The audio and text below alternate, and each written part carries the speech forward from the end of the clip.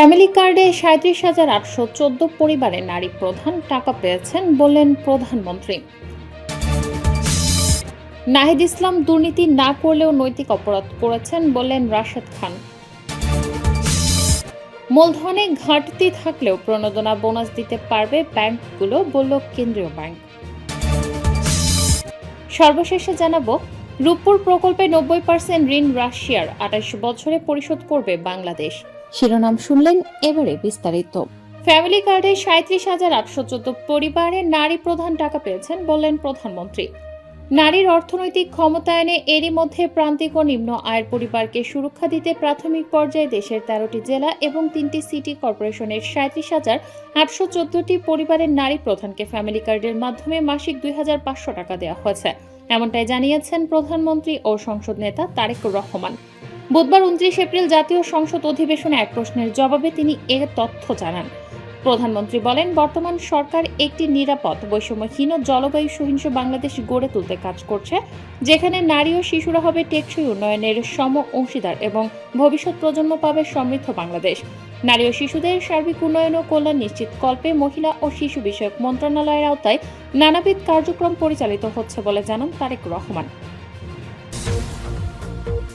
নাহিদ ইসলাম দুর্নীতি না করলেও নৈতিক অপরাধ করেছেন বললেন রাশেদ খান।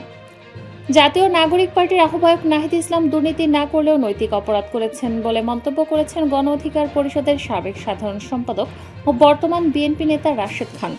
বুধবার নিজের ভেরিফাইড ফেসবুকে দেয়া এক স্ট্যাটাসে মন্তব্য করেন তিনি।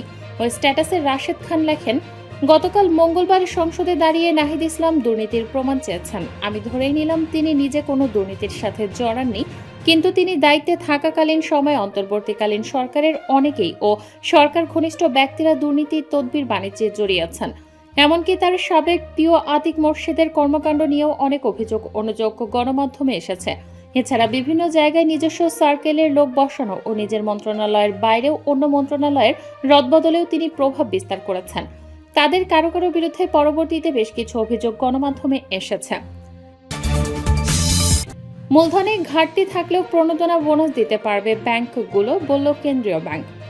নিট মুনাফা না হলেও অপারেটিং বা পরিচালন মুনাফা থাকলে এখন থেকে বাণিজ্যিক ব্যাংকগুলো তাদের কর্মীদের প্রণোদনা বোনাস দিতে পারবে। এ বিষয়ে আগের বিধিনিষেধ শিথিল করে নতুন একটি সার্কুলার জারি করেছে বাংলাদেশ ব্যাংক। মঙ্গলবার জারি করা সার্কুলারটি দেশের সব ব্যাংকের ব্যবস্থাপনা পরিচালক ও প্রধান নির্বাহীদের কাছে পাঠানো হচ্ছে। সার্কুলারে বলা হয়েছে, মূলধনে ঘাটতি থাকলেও ব্যাংকগুলো প্রণোদনা বোনাস দিতে পারবে। তবে যেসব ব্যাংকের মূলধন আগের বছরের তুলনায় হ্রাস পায়নি, কেবল সেসব ব্যাংকই এই সুবিধা পাবে। এছাড়া যেসব ব্যাংকের ডিফারেল সুবিধার প্রয়োজন নেই, তারাও এর আওতার মধ্যেই থাকবে। ব্যাংকের পরিচালনা পর্ষদ সর্বোচ্চ ১ মাসের মূল বেতনের সমপরিমাণ বোনাস অনুমোদন করতে পারবে। কেন্দ্রীয় ব্যাংক বলেছে, এই সিদ্ধান্তের লক্ষ্য হল কর্মকর্তা কর্মচারীদের মধ্যে উদ্দীপনা বাড়ানো, এক ব্যাংকিং খাতে প্রতিযোগিতামূলক পরিবেশ বজায় রাখা। রূপপুর প্রকল্পে ৯০% ঋণ রাশিয়ার, ২৮ বছরে পরিশোধ করবে বাংলাদেশ। আর্থিক দিক থেকে দেশের সবচেয়ে বড় প্রকল্প রূপপুর পারমাণবিক বিদ্যুৎ কেন্দ্র পাবনার ঈশ্বরদীতে পদ্মা তীরবর্তী এই প্রকল্পে রাশিয়ার সহযোগিতায় নির্মাণ কাজ চলছে। প্রায় ১,১৪,০০০ কোটি টাকার এই প্রকল্পে ৯০% অর্থ ঋণ হিসেবে দিচ্ছে রাশিয়া, যা বাংলাদেশকে ২৮ বছরের মধ্যে পরিশোধ করতে হবে। রাশিয়ার প্রতিষ্ঠান রোসাটমের সার্বিক তত্ত্বাবধানে বিদ্যুৎ কেন্দ্র নির্মাণ করছে ঠিকাদারি প্রতিষ্ঠান।